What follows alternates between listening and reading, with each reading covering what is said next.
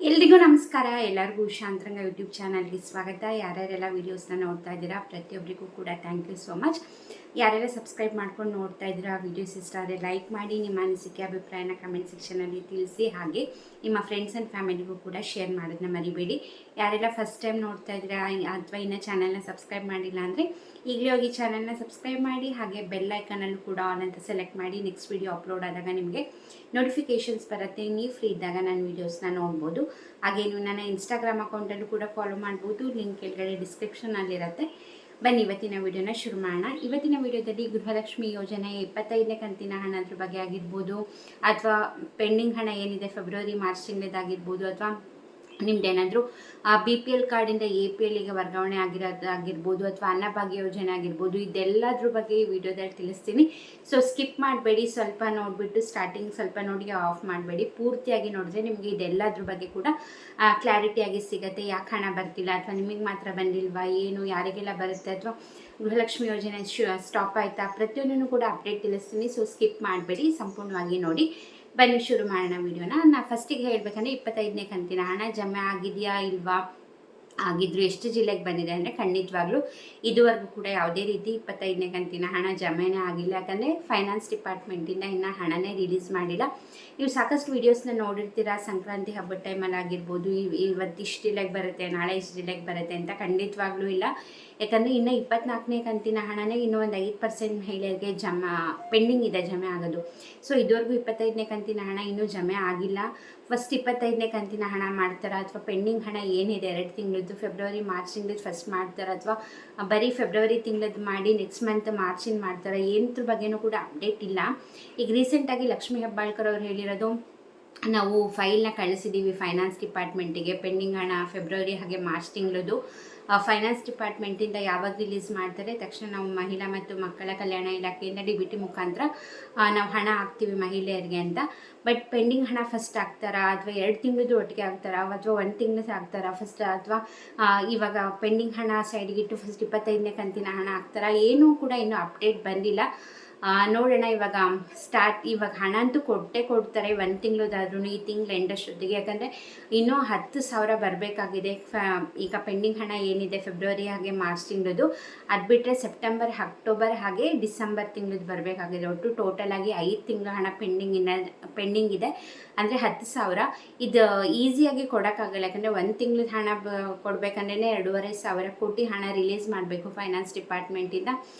ಈಗ ಸದ್ಯಕ್ಕೆ ಒಂದೇ ತಿಂಗಳದ್ದು ಕೊಡುವಂತಹ ಚಾನ್ಸಸ್ ಇದೆ. ಅದು ಈ ತಿಂಗಳು ಮುಗಿಯೋದ್ರಲ್ಲಿ, ಅಥವಾ ಫೆಬ್ರವರಿ ಫಸ್ಟ್ ವೀಕಿಗಂತೂ ಕೊಡ್ತಾರೆ. ಯಾಕಂದರೆ ಈಗ ನ್ಯೂ ಇಯರಿಗೆ ಕೊಡ್ತಾರೆ ಅಂತ ಇತ್ತು, ಇಲ್ಲ ಸಂಕ್ರಾಂತಿ ಹಬ್ಬಕ್ಕೆ ಕೊಡ್ತಾರೆ ಅಂತ ಇತ್ತು. ಇನ್ನೂ ಯಾವುದೇ ರೀತಿ ಅಪ್ಡೇಟ್ ಕೊಟ್ಟಿಲ್ಲ. ಕೇಳಿದಾಗಲೂ ಕೂಡ ಫೈನಾನ್ಸ್ ಡಿಪಾರ್ಟ್ಮೆಂಟಿಂದ ಇನ್ನೂ ಹಣ ರಿಲೀಸ್ ಮಾಡಿಲ್ಲ ಅಂತ ಹೇಳ್ತಿದ್ದಾರೆ. ಅವ್ರು ರಿಲೀಸ್ ಮಾಡಿದ್ಮೇಲೆ ಇವರು ಕೂಡ ಕೊಡುವಂಥದ್ದು. ಹಣ ರಿಲೀಸ್ ಆದಮೇಲೂ ಕೂಡ ತಕ್ಷಣ ಎಲ್ರಿಗೂ ಬಂದುಬಿಡಲ್ಲ. ಯಾಕಂದರೆ ಫೈನಾನ್ಸ್ ಡಿಪಾರ್ಟ್ಮೆಂಟಿಂದ ಮಹಿಳಾ ಮತ್ತು ಮಕ್ಕಳ ಕಲ್ಯಾಣ ಇಲಾಖೆಗೆ ಹೋಗಬೇಕು, ಆಮೇಲೆ ತಾಲೂಕ್ ಪಂಚಾಯತಿ, ಗ್ರಾಮ ಪಂಚಾಯತಿಗೆ ಹೋಗಿ ಆಮೇಲೆ DBT ಮುಖಾಂತರ ಎಲ್ಲರ ಖಾತೆಗೆ, ಅಂದರೆ ಫಲಾನುಭವಿಗಳ ಖಾತೆಗೆ ಬರುವಂಥದ್ದು. ನಿಮಗೂ ಕೂಡ ಗೊತ್ತಿದೆ, ಈ 24ನೇ ಕಂತಿನ ಹಣ ತಿಂಗಳು ಮೇಲಾಯಿತು ಹಣ ರಿಲೀಸ್ ಮಾಡಿ, ಬಟ್ ಇನ್ನೂ ಕೂಡ 5% ಮಹಿಳೆಯರಿಗೆ ಬರೋದು ಬಾಕಿ ಇದೆ. ತುಂಬಾ ಸ್ಲೋ ಆಗಿ ಹಾಕ್ತಾರೆ. ಸ್ಟಾರ್ಟಿಂಗು ಮೊದಲನೇ ಹಂತದಲ್ಲಿ ಬೇಗ ಜಾಸ್ತಿ ಜನಕ್ಕೆ ಹಾಕ್ತಾರೆ. 2ನೇ ಹಂತ 3ನೇ ಹಂತ ಬಂದಾಗ ತುಂಬ ಕಡಿಮೆ ಮಾಡಿಬಿಡ್ತಾರೆ ಹಾಕೋದು. ತುಂಬ ಕಡಿಮೆ ಜನಕ್ಕೆ ಹಾಕೋದ್ರಿಂದ ಇನ್ನೂ ಕೂಡ ಪೆಂಡಿಂಗ್ ಇರೋವಂಥದ್ದು. ಮೇ ಬಿ ಈ ತಿಂಗಳು ಲಾಸ್ಟ್ ವೀಕ್ ಅಥವಾ ಫೆಬ್ರವರಿ ಫಸ್ಟ್ ವೀಕಲ್ಲಿ ನೆಕ್ಸ್ಟ್ ಯಾವ ಕಂತಿನ ಹಣ ರಿಲೀಸ್ ಮಾಡ್ತಾರಾ, ಅಥವಾ 2 ತಿಂಗಳದ್ದು ಒಟ್ಟಿಗೆ ಕೊಡ್ತಾರಾ ನೋಡಬೇಕು. ಖಂಡಿತ ಅದ್ರ ಬಗ್ಗೆ ಅಪ್ಡೇಟ್ ಬಂದರೆ ನಾನು ನಿಮಗೆ ತಿಳಿಸ್ತೀನಿ. ಅಕಸ್ಮಾತ್ ನಿಮಗೆ 24ನೇ ಕಂತಿನ ಹಣ ಬಂದಿಲ್ಲ ಅಂದರೆ ನಿಮ್ಮದೇನು ತಪ್ಪಿರಲ್ಲ. 23ನೇ ಕಂತಿನ ಹಣದವರೆಗೂ ಬಂದಿತ್ತು, ನಮಗೆ ಇದೊಂದು ಪೆಂಡಿಂಗ್ ಇದೆ ಇನ್ನೂ ಬಂದಿಲ್ಲ ಅಂದರೆ ನೀವು ತಲೆ ಕೆಡಿಸ್ಕೊಳ್ಳೋ ಅಗತ್ಯ ಇಲ್ಲ. ನಿಮಗೆ ಸರ್ಕಾರದ ಕಡೆಯಿಂದ ತಪ್ಪಿರೋವಂಥದ್ದು, ನಿಮ್ಮಿಂದ ಏನೂ ತೊಂದರೆ ಆಗಿರಲ್ಲ, ಅಂದರೆ ತಪ್ಪಾಗಿರಲ್ಲ. ಸೊ ಭಯ ಪಡ್ಕೊಳಕ್ಕೆ ಹೋಗ್ಬೇಡಿ. ಕಂಟಿನ್ಯೂಸ್ ಆಗಿ 2-3 ಕಂತಿನ ಹಣ ಬಂದಿಲ್ಲ ಅಂದರೆ ಒಂದು ಸತಿ ಕರ್ನಾಟಕವನ್ನ ಅಥವಾ ಗ್ರಾಮವನ್ನಿಗೆ ಹೋಗಿ ನಿಮ್ಮ ರೇಷನ್ ಕಾರ್ಡ್ ತೊಗೊಂಡೋದ್ರೆ ಗೃಹಲಕ್ಷ್ಮಿ ಸ್ಟೇಟಸ್ನ ಚೆಕ್ ಮಾಡಿ ಹೇಳ್ತಾರೆ ನಿಮ್ದು ಏನು ಪ್ರಾಬ್ಲಮ್ ಆಗಿದೆ ಏನು ಅಂತ. ಸೊ ಇಲ್ಲ ಎಲ್ಲ ಬಂದಿದೆ, 24 ಬಂದಿಲ್ಲ ಅಂದರೆ ವೆಯ್ಟ್ ಮಾಡಿ. ಅಕಸ್ಮಾತ್ ಬಂದಿಲ್ಲ ಅಂದರೆ 25ನೇ ಕಂತಿನ ಹಣ ಅಥವಾ ನೆಕ್ಸ್ಟ್ ಯಾವುದೇ ಕಂತಿನ ಹಣ ರಿಲೀಸ್ ಮಾಡಿದಾಗ ನಿಮಗೆ 2 ಕಂತಿನ ಹಣ ಒಟ್ಟಿಗೆ ಸೇರಿಸಿ ಹಣನ ಜಮೆ ಮಾಡ್ತಾರೆ. ಸೊ ತಲೆ ಕೆಡಿಸ್ಕೊಳ್ಳೋಕೆ ಹೋಗಬೇಡಿ. ನೆಕ್ಸ್ಟ್ ಡೌಟ್ ಇರುವಂಥದ್ದು, ಇವಾಗ ರೇಷನ್ ಕಾರ್ಡ್ಗಳು ಕ್ಯಾನ್ಸಲೇಷನ್ ಆಗಿದೆ. ತುಂಬ ರೇಷನ್ ಕಾರ್ಡ್ಗಳು BPL ಕಾರ್ಡಿಂದ APL ಕಾರ್ಡಿಗೆ ವರ್ಗಾವಣೆ ಆಗಿದೆ. ಅದರಲ್ಲಿ ಸಾಕಷ್ಟು ಜನ ಗೃಹಲಕ್ಷ್ಮಿ ಯೋಜನೆಯ ಫಲಾನುಭವಿಗಳು ಕೂಡ ಇರ್ತಾರೆ. ಇಷ್ಟು ದಿನ ಏನಾಗ್ತಿತ್ತು ಅಂದರೆ BPL ಕಾರ್ಡಿಂದ APLಗೆ ವರ್ಗಾವಣೆ ಆಯಿತು ಅಂತಂದರೆ ಗೃಹಲಕ್ಷ್ಮಿ ಯೋಜನೆ ಹಣ ಬರೋದಿಲ್ಲ, ಸ್ಟಾಪ್ ಆಗಿಬಿಡುತ್ತೆ ಅಂತ. ಬಟ್ ಇವಾಗ ರೀಸೆಂಟಾಗಿ ಇದ್ರ ಬಗ್ಗೆ ಲಕ್ಷ್ಮೀ ಹೆಬ್ಬಾಳ್ಕರ್ ಅವರು ಕೂಡ ಮೀಡಿಯಾದಲ್ಲಿ ಮಾತಾಡಿದರು. ಅಕಸ್ಮಾತ್ ನಿಮ್ದು ಏನಾದ್ರು BPLಂದ APLಗೆ ವರ್ಗಾವಣೆ ಆಗಿದೆ ಅಂದರೆ ಫಸ್ಟ್ ರೀಸನ್ನ ನೋಡ್ಕೊಳ್ಳಿ. ಯಾವ ರೀಸನ್ನಿಂದ ವರ್ಗಾವಣೆ ಆಗಿದೆ ಅಂತ ನೀವು ಅಫಿಷಿಯಲ್ ವೆಬ್ಸೈಟಲ್ಲಿ ಚೆಕ್ ಮಾಡಿದ್ರು ಕೂಡ ನಿಮ್ಮದು ರೀಸನ್ ಗೊತ್ತಾಗುತ್ತೆ. ಏನಕ್ಕೆ ವರ್ಗಾವಣೆ ಮಾಡಿದ್ದಾರೆ, ನಿಮಗೆ ಜಮೀನು ಜಾಸ್ತಿ ಇದೆ ಅಂತನಾ, ಅಥವಾ ನೀವೇನಾದರೂ ಕಾರ್ ಇದೆ, ನಿಮ್ಮ ಹತ್ರ 4 ವೀಲರ್ ಇದೆಯಾ ಅಂತನಾ, ಏನಕ್ಕೆ ರೀಸನ್ ಇದೆ ಅಂತ ನಿಮ್ಗೆ ಅಲ್ಲಿ ತಿಳಿಸಿರ್ತಾರೆ. ಅಕಸ್ಮಾತ್ ನಿಮ್ದೇನಾದರೂ GST ಪೇಯರ್ಸ್ ಅಥವಾ ಟ್ಯಾಕ್ಸ್ ಪೇಯರ್ಸ್ ಇಲ್ಲ, ಬೇರೆ ರೀಸನಿಂದ ನಿಮ್ಮದು ಕಾರ್ಡು ವರ್ಗಾವಣೆ ಆಗಿದೆ BPLಂದ APLಗೆ ಅಂದರೆ ತಲೆ ಕೆಡಿಸ್ಕೋಬೇಡಿ. ನಿಮ್ದು ಇವಾಗ ಏನು ಹಣ ಬರ್ತಾ ಇದೆ ಗೃಹಲಕ್ಷ್ಮಿ ಯೋಜನೆದು ಮುಂದೆ ಕಂಟಿನ್ಯೂಸ್ ಆಗಿ ಬರುತ್ತೆ. ಅಕಸ್ಮಾತ್ ನೀವೇನಾದರೂ GST ಪೇಯರ್ಸ್ ಅಥವಾ ಇನ್ಕಮ್ ಟ್ಯಾಕ್ಸ್ ಪೇಯರ್ಸಿಂದ ನಿಮ್ಮದು ಕಾರ್ಡ್ ಏನಾರು ವರ್ಗಾವಣೆ ಆಗಿದೆ ಅಂದರೆ ಆವಾಗ ಮಾತ್ರ ಹಣ ಬರೋದಿಲ್ಲ.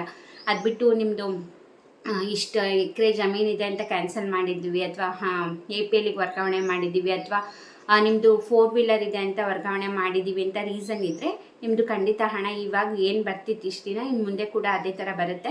ಯಾಕಂದರೆ ರೀಸೆಂಟಾಗಿ ಲಕ್ಷ್ಮೀ ಹೆಬ್ಬಾಳ್ಕರ್ ಅವರು ಕೂಡ ಹೇಳಿದರು, APL BPL ಅಂತ್ಯೋದಯ ಕಾರ್ಡ್ ನಿಮ್ದು ಯಾವುದೇ ಇದ್ರೂ ಕೂಡ ನೀವು ಇನ್ಕಮ್ ಟ್ಯಾಕ್ಸ್ GST ಪೇಯರ್ಸ್ ಇಲ್ಲ ಅಂದರೆ ನಿಮಗೆ ಗೃಹಲಕ್ಷ್ಮಿ ಯೋಜನೆ ಹಣ ಬರುತ್ತೆ ಅಂತ ಹೇಳಿದ್ದಾರೆ. ಸೊ ಇದೊಂದು ಬಿಗ್ ನ್ಯೂಸ್ ಅಂತ ಅಂದ್ಕೊಂಡಿದ್ದೀನಿ. ಯಾಕಂದರೆ ತುಂಬ ಜನಕ್ಕೆ ಆ ಥರ ಆಗಿತ್ತು.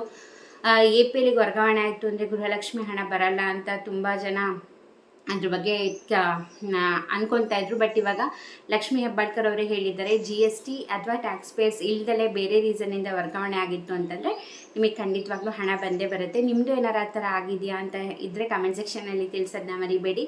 ಹಾಗೆ ನೆಕ್ಸ್ಟ್ ಗೃಹಲಕ್ಷ್ಮಿ ಯೋಜನೆದು ಏನೇ ಹಣ ಜಮೆ ಆಗೋದ್ರ ಬಗ್ಗೆ ಆಗಿರ್ಬೋದು, ಅಥವಾ ಯಾವುದೇ ಒಂದು ಸಣ್ಣ ಅಪ್ಡೇಟನ್ನು ಕೂಡ ನಾನು ನಿಮಗೆ ತಿಳಿಸ್ತೀನಿ.